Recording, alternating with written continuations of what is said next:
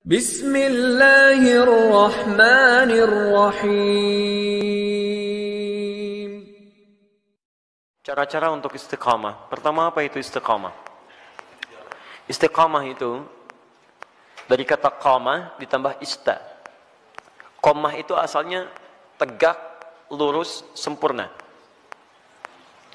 Kalau ditambah ista, kata ista dalam bahasa Arab menunjuk pada usaha atau keinginan untuk mewujudkan sesuatu. Bisa berarti permintaan atau usaha untuk mewujudkan sesuatu. Misal, kalau wujudnya permintaan, antum pernah dengar kalimat istighfar? Istighfar itu dari kata ghafara, artinya ampunan. Al-ghufru. Ditambah ista jadi istaghfara, minta ampunan. Sifatnya disebut dengan istighfar. Maka ista di sini fungsinya untuk memohon, meminta. Ada yang sifatnya usaha. Usaha untuk mewujudkan sesuatu. Misal, ta'ah, ketaatan. Ta'atun, bentuknya bisa ibadah. Haji bagian dari taat.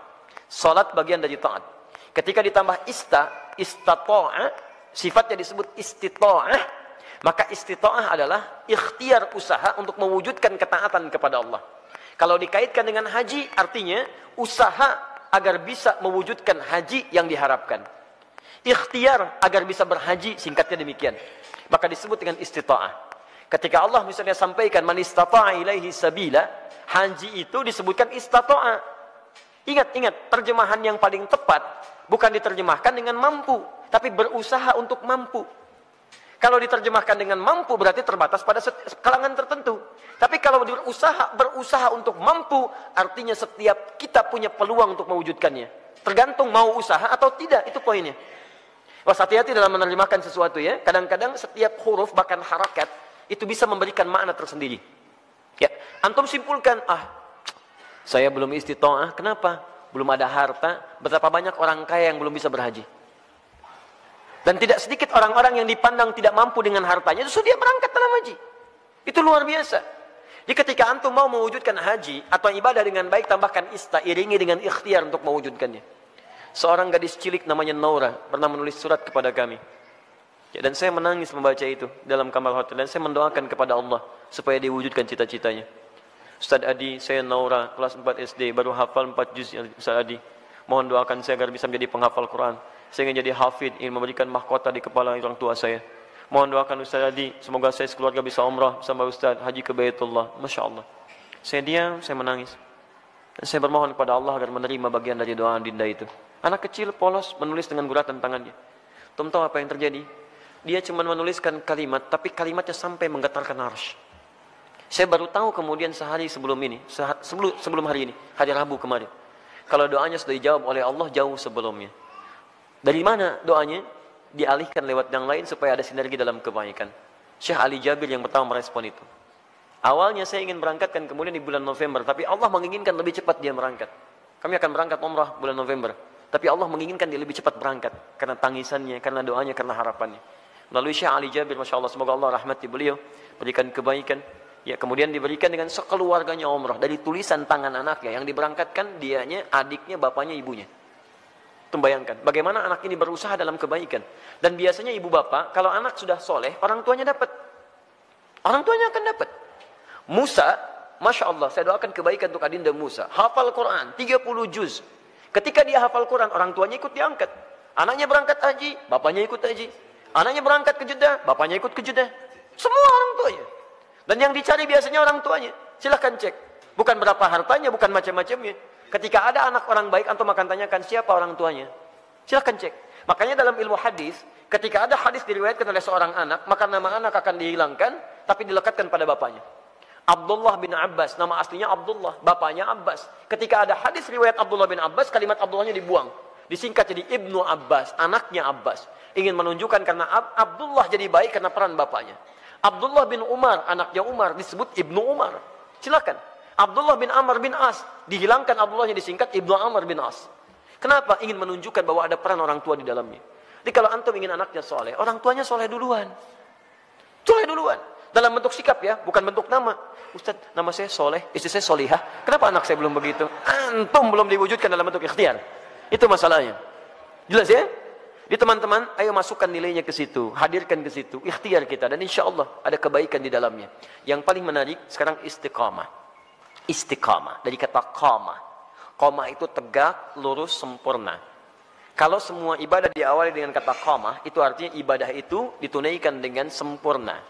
Turunannya aqama yuqimu iqamah. Iqamatun selalu disingkat dengan qamah, yang nyingkat orang Indonesia. Semua kalimat salat dibuka dengan kata iqamah yang menunjuk pada ibadah. Alladzina yuqimunas shalah wa aqimus shalah. Aqimis shalah. Rata-rata dibuka dengan demikian. Lihat baik-baik. Kalau antum ingin menunaikan ibadah dengan sempurna, kan tidak langsung sempurna seketika. Apakah ketika Anda tahajud, misalnya malam ini bangun jam 3, tahajud jam 3 lewat 20, karena 20 menit siap-siap. Apakah mohon maaf, malam selanjutnya akan bangun di jam yang sama? Belum tentu. Walaupun alarm dipasang dengan situasi yang sama, 2.15, 2.30, 2.45. Alarm pertama mematikan alarm kedua. Alarm kedua matikan alarm ketiga. Alarm ketiga masih nundutan, ya kan? Menunggu jam 3 tiba. Nih, hari pertama bisa pas jam 3, tapi hari kedua belum tentu. Ya, hari kedua sama bangun, tapi informasi lebih dahsyat sampai kepada kita. Begitu mau ngambil air wudhu, BBM bunyi, ping, setan masuk kemudian ke hati kita. Baca dulu daripada penasaran. Begitu dibaca, Masya Allah, MU melawan Manchester City. Waduh, pertemuan dua pelatih klasik antara Pep Guardiola dengan Jose Mourinho. Sekarang poinnya cuma beda 2, karena kemarin MU dia seri ya skornya, kemudian Manchester City menang, skornya cukup telak, 7-2 dia menang kemarin itu. Masya Allah. Sekarang akan pertemuan menentukan, kalau MU menang maka juara dia, poinnya 1 bedanya. Kalau Manchester City menang, poinnya beda 5. Wah, luar biasa. Terus orang ini suka bola lagi, itu yang masalah. Saya nggak pernah nonton teman-teman, tapi kalau saya katakan saya nggak nonton, buang-buang waktu. Tapi saya kalau ditanya, insya Allah bisa jawab. Ya, itu. Ya. Saya tahu Ancelotti dipecat, saya tahu. Ya, Ancelotti dipecat di Bayern Munchen. Ya, karena kemarin dia kalah juga. Ya, 3-0 kalah di Liga Champions. Ya, kemudian langsung seketika dipecat. Nanti isunya akan digantikan oleh Jurgen Klopp. Jurgen Klopp sedang melatih Liverpool sekarang. Ya, isunya musim ini dia akan selesai dan pindah lagi ke Bayern Munchen. Dia sebelumnya di Borussia Dortmund. Borussia Dortmund itu lawannya, ya, rivalnya adalah Bayern Munchen. Saya hafal itu. Udah. Sudah sini. Tapi sekali lagi saya nggak nonton. Ini 3.20. Antum berusaha atasi gangguan ini, berusaha untuk konsisten sempurna sesuai waktu dan keadaannya. Berusaha tambah ista. Dengan qamah. Disatukan jadi istaqama, yastaqimu, sifatnya disebut dengan istiqamah. Jadi istiqamah itu artinya usaha untuk konsisten dalam kebaikan atau ketaatan. Usaha untuk konsisten menunaikan ketaatan.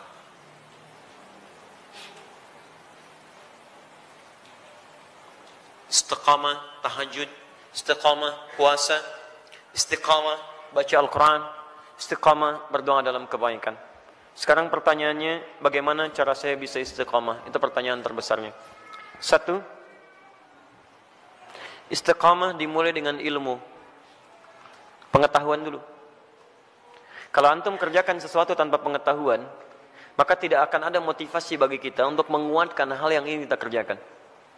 Bahkan Nabi SAW pun ketika akan diangkat menjadi Rasul, kemudian diberikan tugas beliau untuk berdakwah, itu jedanya 5 tahun sampai berdakwah, dan dari jeda itu diberikan dulu bekal pengetahuan. Apa ayat yang turun kepada beliau? Pertama kali wahyu pertama turun, Iqra. Diminta belajar dulu. Belajar. Baru kemudian setelah turun pengetahuan yang cukup, baru 5 tahun setelah itu, 615 Masehi, diberikanlah tugas kemudian dengan turunnya Quran surah ke-74, Al-Mudaththir, untuk berdakwah secara terang-terangan. Nah, sekarang antum ingin istiqomah di bidang apa? Misal antum pilih dulu, saya ingin istiqomah satu-satu lah, gak usah semuanya. Misal, saya mau istiqomah dalam sholat dulu. Maka sebelum antum tunaikan ibadahnya, antum keluarkan dulu hadis-hadis, ayat-ayat dari Al-Quran, hadis dari Nabi, petunjuk sholat yang benar. Kalau antum tidak keluarkan ini, nanti antum akan istiqomah pada yang salah. Karena boleh jadi antum sholat dengan cara yang keliru. Salah takbirnya, kemudian salah rukunya, salah sujudnya, maka turunkan kemudian pengetahuannya untuk memudahkan kita dalam menunaikannya. 1. Yang kedua, keluarkan kemudian motivasi-motivasi positifnya. Ya, keutamaannya. Keutamaan itu untuk selalu memotivasi kita kala kita sedang menurun, ya, dalam mengerjakan amal soleh yang dimaksudkan. Misal, itu boleh dituliskan. Saya ingin tunaikan tahajud, ingin istiqamah. Antum keluarkan keutamaan tahajud, tuliskan. Ada 4 keutamaan tahajud dalam Al-Quran. Quran surah 17 ayat 79 sampai dengan 81. Paling kiri sebelah atas. 1, mengangkat karir di tempat terbaik. Asa ayyab'atsaka rabbuka maqama mahmuda. 2, mendapat bimbingan Allah saat menjalani aktivitas. Wa rabbi adkhilni mudkhala sidqin. 3, mendapat bimbingan Allah keluar dari kesulitan. Wa akhrijni mukhraja sidqin. 4, mendapat perlindungan dari Allah ketika diganggu oleh orang lain, langsung tanpa perantara. Waj'alni min ladunka sultanan nasira. Demi Allah saya katakan ya, saya mohon kepada antum kalau masih punya banyak tugas, pekerjaan macam-macam tuh jangan tinggalkan tahajud. Walaupun cuma 2 rakaat, witirnya 1 rakaat. Jangan tinggalkan. Kalau antum konsisten, maka nilai-nilai kebaikan akan Allah berikan. Supaya jadi motivasi, antum tuliskan itu. Tempelkan di samping kanan, di dinding tembok kita mau tidur itu, sampaikan sebelah kanan. Tempelkan. Di begitu antum mau tidur, antum bisa melihat itu. Dalam keadaan lupa pun ketika antum melihat itu, antum bisa termotivasi untuk bangun di malam harinya. Kalau bisa tambahkan kalimat di bawahnya. Ya, tambahkan kalimat di bawahnya. Apa kamu merasa sudah ada jaminan surga? Nabi aja ahli surga, tahajud. Kamu bukan nabi, bukan rasul, bukan ahli surga, gak mau tahajud. Apakah kamu masih sehat sampai malam ini? Tuliskan. Sampaikan. Dibuat kalimat-kalimat quote-quote yang indah untuk memotivasi kita ibadah. Ayo. Non-muslim aja punya quote untuk kehidupan mereka. Masa urusan akhirat kita nggak punya quote yang baik? Hadirkan. Kita antum tuliskan, jadi motivasi. 2, 3. 3, di 1 pelajari dengan ilmu, 2 keluarkan keutamaannya, 3, hadirkan ancaman-ancaman Allah saat antum menyimpang dari amal soleh yang tengah dikerjakan. Ancamannya. Misal, tadi ingin meningkatkan sholat, dimulai dengan sholat fardu. Terus tiba-tiba terfikir untuk mengabaikan sholat. Karena ada proyek, terus tunda-tunda sholat, kan? Karena ada proyek tertentu, sampai Jumatan ditinggalkan. Untuk mengumpulkan dunia. Maka antum boleh keluarkan ancaman Allah pada yang seperti itu. Supaya tetap memacu kita supaya bisa istiqamah. Misal, keluarkan Quran surah Al-Humazah. Ya, wailul likulli humazatin lumazah. Celaka bagi para pengumpat. Itu terjemahan mushaf. Tapi kalau kita terjemahkan dengan terjemah yang menggunakan nilai bahasa, ya ada balaghah, ada nahwu, ada saraf ya. Setiap yang ada taknya menunjuk pada perempuan. Ya, kalau kita hadirkan sekarang, celakalah bagi para sosialita yang tukang gosip. Ya, perempuan-perempuan yang senang bergosip. Alladzi jama'a mala wa addada. Ini agak unik. Biasanya kalau tak pasangannya dengan allati, tapi ini menggunakan alladzi. Alladzi menunjuk pada laki-laki bukan perempuan. Istrinya suka gosip, laki-lakinya suaminya suka mengumpulkan harta. Di suami sibuk dalam bekerja, istrinya sibuk menggunakan harta suami untuk kumpul-kumpul cuman gosip dan sebagainya. Lihat, alladzi jama'a mala wa addada. Yang suaminya sibuk dalam bekerja cuman ngitung-ngitung hasil aja. Keuntungan sekian, ini sekian, ini sekian. Mama, ini yang kita dapatkan begini-begini. Ya Pak, besok Mama pakai untuk pertemuannya Pak, arisan. Itu cuma begitu. Berangkat ngobrolin orang begini macam-macam. Jadi habis di situ aja. Suaminya berangkat gelap, pulang gelap, berangkat lagi macam-macam. Enggak ada kenikmatan dalam kehidupannya. Lihat, yahsabu anna malahu akhlada. Dia kira harta itu bisa membuat kekal di dalam kebahagiaannya. Perhatikan, sampai sholat ditinggalkan. Jumatan diabaikan. Karena ada orang yang berusaha meninggalkan, menukar akhirat itu untuk dunia yang semata. Ya, Quran surah ke-62, ayat ke-11, paling kiri sebelah atas. Wa idza ra'au tijaratan aw lahwan infaddu ilaiha fatarakuka qa'imah. Qul ma 'indallahi khairum minallahi wa minat tijarah. Ada sementara orang yang ketika engkau berkhutbah Muhammad tiba-tiba maaf, dia meninggalkan engkau sendirian berkhutbah, dia kejar kemudian kafilah-kafilah dagang itu. Ayat ini turun, ini sebagai pelajaran karena dulu di awal masa Islam, awal Jumatan, Nabi sedang khutbah, tiba-tiba muncul kafilah dagang. Diskon besar, 90%, 90% lewat tuh, samping masjid. Mereka yang masih lama iman meninggalkan Nabi berkhutbah, mengejar barang dagangan itu. Lihat, selalu rumusnya begini. Kalau tidak disebutkan di Quran siapa orangnya, kapan kejadiannya, artinya kejadian itu akan berlaku umum di masa-masa selanjutnya. Dengan situasi yang berbeda. Masya Allah, antum bisnis nih, keuntungannya 10 miliar teman-teman sekalian. Tapi tanda tangannya dilakukan pas saat sholat Jumat. Pilih mana antum? Ngejar proyek 10 miliar, atau antum Jumatan dulu baru kemudian kejar proyek itu. Pilih mana? Pas tanda tangannya waktu Jumat. Yang kalau dalam ikhtiar manusia, maaf, ikut Jumat dulu lewat proyek ini. Ambil proyeknya, tertinggal Jumatnya. Pilih mana? Ikut Jumat atau ambil proyek. Dan tidak ada pilihan yang ketiga. Ikut Jumat dapat 10 miliar. Nggak ada. Nggak usah maksa antum, di sini saya tegas. Waktu kita terbatas. Ini yang tidak mudah. Maka bagi yang seperti ini, ada muncul ancaman Allah di dalamnya. Lihat ancamannya positif. Qul ma indallahi khairum minal lahwi minat tijarah. Katakan Muhammad pada orang-orang yang masih senang dengan yang seperti itu, menukar akhirat dengan dunianya, atau hanya senda gurau aja, canda dia dengan yang seperti itu, cuman canda aja. Allah sudah siapkan ganti yang terbaik untuk dia. Apa alasan paling logisnya? Wallahu khairur razikin, saya yang tentukan rezekinya. Ayo kamu ikut ke sana, saya buat kecelakaan di jalan. Ayo kamu dapatkan itu, maut sudah menanti kamu sekarang. Jumat tidak dapat, harta nggak diperoleh. Mau apa kamu? Kalau dia mau datang dulu, saya ganti dengan yang lebih baik. Dia dapatkan proyeknya, dia dapatkan ketenangannya. Diberikan yang terbaik. Tapi kalau antum paksa tinggalkan itu, maka ayat diteruskan. Yahsabu anna malahu akhlada. Kalla layumbadanna fil hutamah. Bagi orang yang rela meninggalkan ibadahnya hanya untuk urusan dunianya, dunia dibagi dua, tijarah untuk bisnis, lahun untuk yang tidak bermanfaat. Ninggalin tahajud cuma untuk sekedar nonton-nonton yang tidak jelas. Ninggalin sholat hanya untuk sekedar nonton-nonton yang tidak jelas. Ada konser, ayo lewat. Isanya, maghribnya, ayo lewat. Silahkan. Beli tiket, beli ini, beli itu, ayo. Ada yang joget-joget, ada yang macam, ada yang mabuk ini itu. Dia itu lahun namanya. Dia kira akan abadi dengan keadaannya. Lihat baik-baik. Saya siapkan neraka spesial, namanya Hutamah. Wa ma adraka mal Hutamah? Tahukah engkau apa tipikal neraka spesial Hutamah itu? Narullahil muqadah. Neraka itu spesial karena akan dibuat membakar dari ujung sampai dengan kedalamannya. Lihat. Allati tattali'u 'alal afidah, sampai dengan ke otak yang paling dalam.